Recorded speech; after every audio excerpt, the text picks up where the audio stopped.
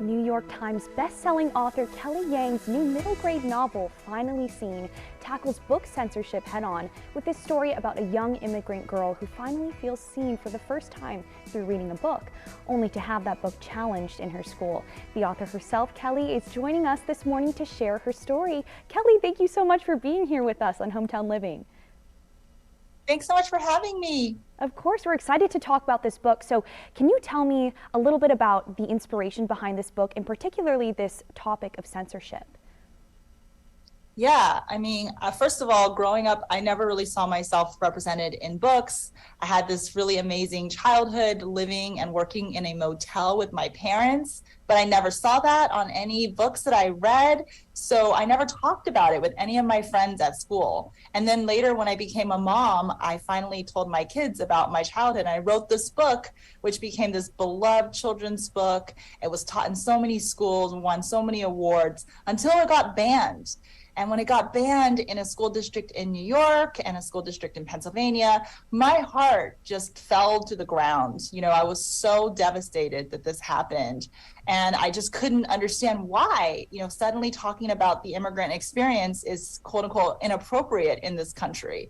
And it's not just the immigrant experience, it's the experience of people of color, it's the Jewish experience, LGBT, it's talking about World War II in some cases, about American history. The list just goes on and on.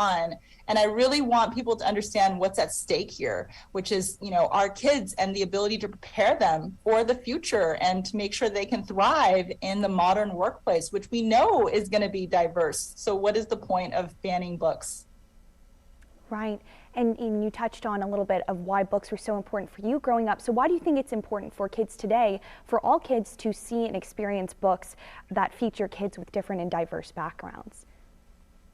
Absolutely. Kids deserve to see themselves represented on the page. They deserve to know that they matter, that their problems matter, that their experiences, the things that they're worried about, the conversations they are having with their friends and the questions they have about the universe, they need to be able to see all of that reflected on the page so that they know that that is important, that they don't have to be ashamed of, looking a certain way, of having a life that may not be the norm or whatever people are portraying on television and in the movies. They need to be able to see that these are all normal American narratives, that we have all kinds of people from all walks of life living in this country, living beautiful lives, and they're all really, really important.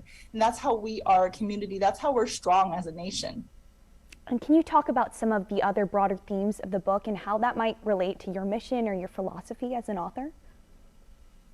Yeah, absolutely. So one of the themes that are really important in this book is climate change, and making sure that we are environmentally conscious. There's a huge thread of farming in this book, and it's something I researched a lot. I care a lot about the environment. I want kids to be talking about it, to understand how it's happening and the choices that we make in terms of the kind of foods that we purchase, the kind of choices that we make as a consumer impact our planet. So that's one of the themes that's in this book, as well as just finding yourself through graphic novels, through books that have all kinds of different artwork in them. Those are all valid choices. I think sometimes parents don't think of graphic novels as quote unquote real literature, but it is.